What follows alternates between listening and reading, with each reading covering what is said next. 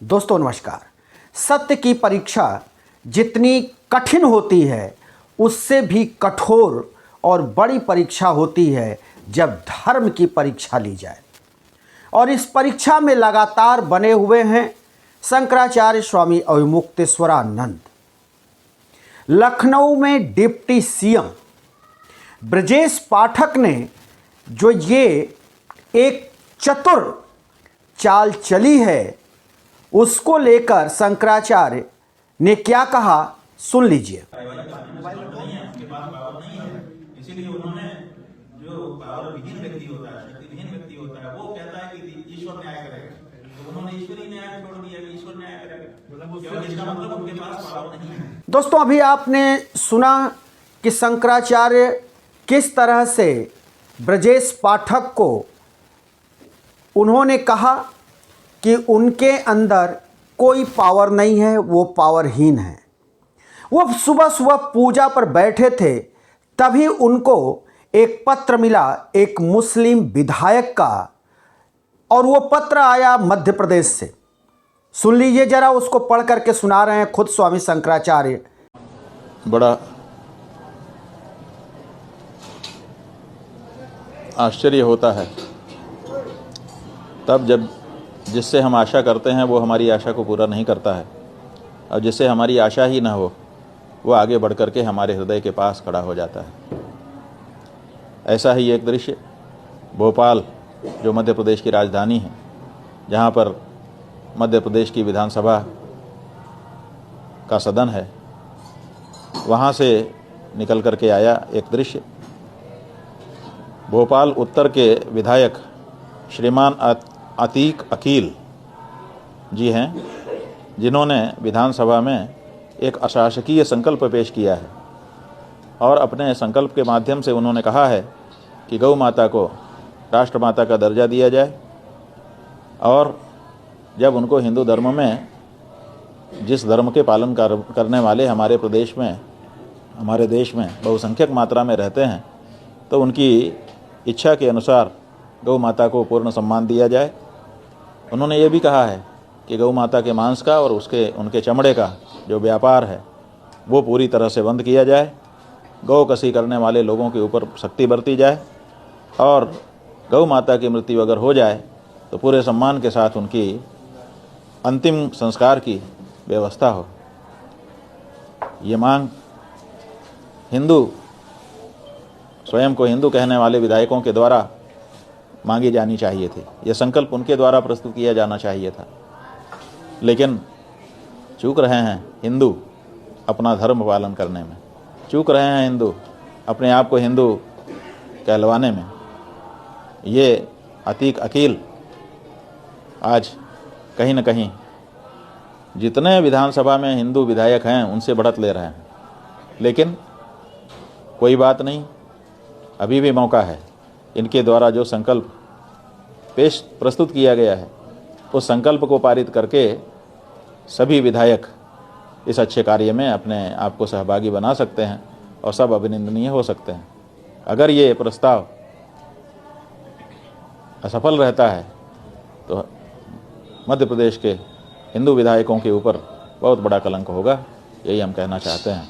खूब खूब अभिनंदन करना चाहेंगे इस अवसर पर अतीक अकील, जो उत्तर भोपाल के विधायक हैं, और उनके परिवार को और उनके इष्ट मित्रों को, जिन्होंने उनको ये बल दिया कि वो विधानसभा में इस तरह का प्रस्ताव ला सकें। संसद में भी हम लोग देख रहे हैं कि मुसलमान जो सांसद हैं वो तो कह रहे हैं कि गौ माता को राष्ट्रमाता घोषित करो, लेकिन तथाकथित जो अपने आप को हिंदू कहने वाली पार्टी है, या जो अपने आप को हिंदू कहने वाले विधायक हैं दूसरी पार्टियों के, वो लोग कहीं ना कहीं इस मामले में चूक रहे हैं। इसलिए हमारा ये कहना है कि साहब को इस मामले में आपकी क्या आस्था है, आपकी आस्था अगर मर गई है तो भी आप जिनके प्रतिनिधि हैं उस जनता की तरफ से इस प्रस्ताव का समर्थन करने की और इस तरह के प्रस्ताव लाने की आवश्यकता है। हमें प्रसन्नता है कि भारत की संसद में एक विधायक जो मुसलमान थे, सांसद, क्या नाम है उनका, नहीं एक दूसरे, जिन्होंने सुब्रमण्यम स्वामी वाले पर कहा था। सुब्रमण्यम स्वामी ने जब गौ माता की रक्षा का बिल पेश किया था तो उसमें भी एक मुस्लिम सांसद ने, जिनसे हमारी बातचीत हुई है, अभी हम नाम उनका बोल रहे हैं, उन्होंने बहुत अच्छे ढंग से ये बात रखी थी कि बिल्कुल ये होना चाहिए। उसके बाद अफजाल अंसारी जो इस समय सांसद हैं, उन्होंने भी बार बार इस बात को रखा है। यही नहीं, कांग्रेस पार्टी की विधायक सांसद गेनीबेन ठाकुर, जो कि गुजरात के साबरकांठा जिले से हैं, उन्होंने संसद में गौ माता को राष्ट्र माता बनाने की आवाज़ उठाई। यही नहीं, प्रयाग के जो सांसद हैं श्रीमान उज्ज्वल रमन सिंह, उन्होंने इस समय थोड़े दिन पहले ही भारत की संसद में गौ माता को राष्ट्र माता घोषित करने की आवाज़ उठाई है।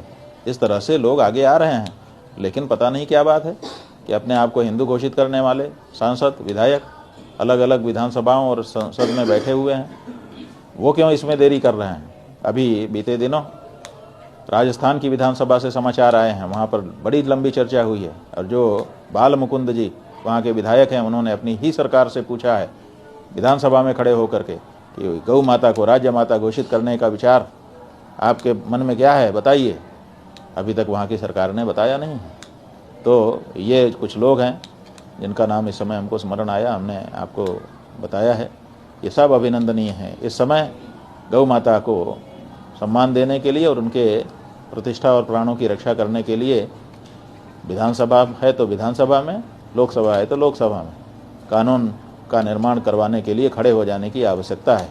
हर हिंदू से हम कहना चाहेंगे, गौ माता के पक्ष में खड़े होकर के अपने आप को असली हिंदू घोषित करिए, नहीं तो जनता की नज़र में आप नकली हिंदू होंगे। नकली हिंदू का कोई मतलब नहीं।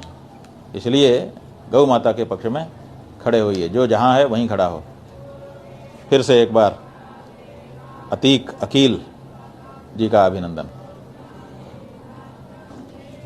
चलो भाई, अब देखिए किस किस तरह की विडंबनाओं से खुद स्वामी अविमुक्तेश्वरानंद गुजर रहे हैं।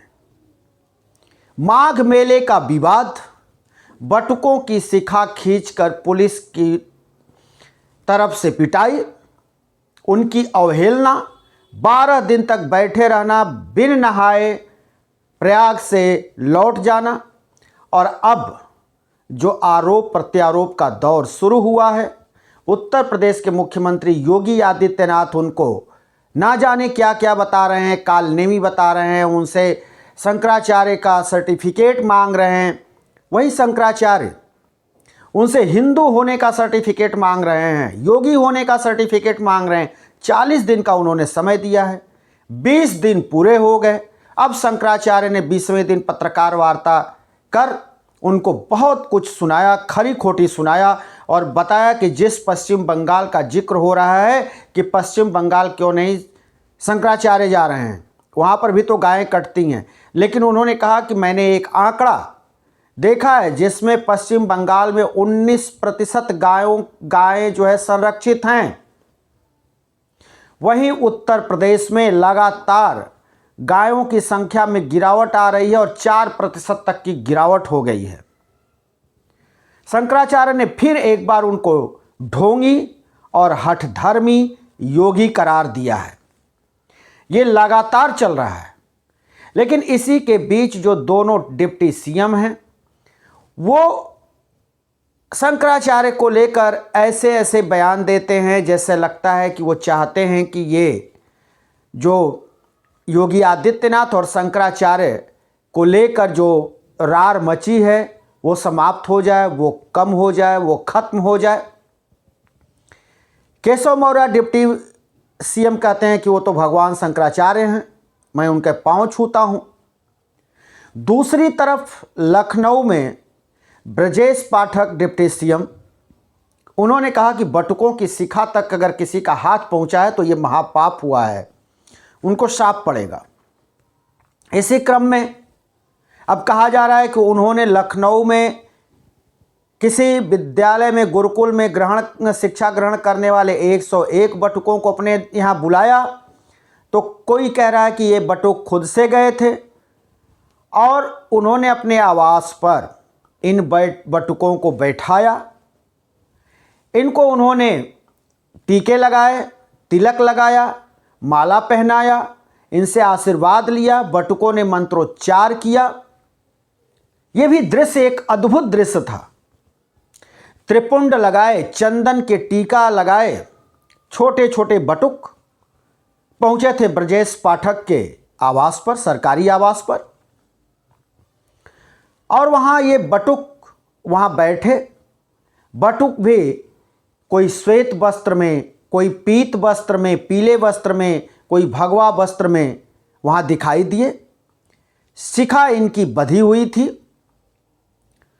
और इन बटुकों ने डिप्टी सीएम का धन्यवाद किया, उनको आशीर्वाद दिया कि उन्होंने कम से कम हमारी सुनी और हमारी बात उठाई। लेकिन जब इस तरह की बात को लेकर शंकराचार्य से पूछा गया तो उन्होंने कहा कि उनके पास कोई पावर नहीं है, वो पावरहीन व्यक्ति हैं, वो कहीं ना कहीं अपने आप को बचा रहे हैं। उत्तर प्रदेश की राजनीति में भी ये मुद्दा गर्मा गया है। विपक्षी पार्टियां कह रही हैं कि अगर इतना ही प्यार है तो ब्रजेश पाठक सरकार में क्यों बने हुए हैं, वो इस्तीफा क्यों नहीं दे देते हैं। और ये बात कहनी लाजमी भी है कि 1 महीने बाद ब्रजेश पाठक को क्या बटुक याद आए। अगर बटुक याद आए तो जिन बटुकों के शिखा वहाँ खींची गई, जिन बटुकों के कपड़े उतार कर वहाँ पीटे गए जूते से, जिस संत को मारा गया 80 वर्ष के, तो उनके पास जा कर के उनसे क्षमा याचना करनी चाहिए, उनका सम्मान करना चाहिए, उनको माला पहनाना चाहिए, उनसे आशीर्वाद लेना चाहिए कि लखनऊ में बैठकर अलग के गुरुकुल से बुलाकर उनसे आशीर्वाद लेना, जलेबी खिलाना। तो अब इसको एक नौटंकी के रूप में देखा जा रहा है और ये देखा जा रहा है कि वो तो एक स्वास्थ्य मंत्री हैं, ब्रजेश पाठक डिप्टी सीएम हैं, लेकिन स्वास्थ्य मंत्रालय उनके पास है, वो इस मामले में कुछ कर ही नहीं सकते। एफआईआर अभी तक दर्ज नहीं हुई। तो फिर ये सब जो चाल चली जा रही है, इसका क्या माने? इसका कोई माने है, कोई अर्थ है? इसको लोग निरर्थक मान रहे हैं। और खास करके शंकराचार्य के मुद्दे को लेकर उत्तर प्रदेश में ब्राह्मण बिदक गए हैं और वो भाजपा से खिसक रहे हैं। यही डर भारतीय जनता पार्टी को सता रहा है कि ब्राह्मण अगर खिसक गए तो 2027 में तो फिर बोरिया बिस्तर बंध जाएगी उत्तर प्रदेश में। लगातार इधर बीच ब्राह्मण भारतीय जनता पार्टी को वोट करते आ रहे हैं। 75 से 80% ब्राह्मण बीजेपी को वोट कर रहे हैं। एक समय तो ऐसा आया कि 90% तक ब्राह्मणों ने वोट किया। लेकिन अब जो ब्राह्मणों की शक्ति है उत्तर प्रदेश में, वो ब्राह्मण अब माना जा रहा है कि कहीं ना कहीं भारतीय जनता पार्टी से दूरी बना रहे हैं। अगर वो दूरी बना लेंगे तो निश्चित तौर पर भारतीय जनता पार्टी के लिए 2027 का रास्ता दुरूह हो जाएगा। इसी को लेकर Bharatiya Janata party damage control में जुटी हुई है। एक डैमेज कर रहा है तो दूसरा डैमेज कंट्रोल कर रहा है। मुख्यमंत्री लगातार शंकराचार्य पर सवाल दाग रहे हैं, शंकराचार्य को कालनेमी बता रहे हैं, सर्टिफिकेट मांग रहे हैं, हर कोई शंकराचार्य नहीं हो सकता बोल रहे हैं। तो वहीं दोनों डिप्टी सीएम मामले को शांत करने में लगे हुए हैं। एक डैमेज कर रहा है तो 2 डैमेज कंट्रोल में लगे हुए हैं। दोस्तों, हम फिर किसी दूसरे वीडियो के साथ हाजिर होंगे। तब तक के लिए शिवमूर्ति दुबे को दीजिए इजाज़त।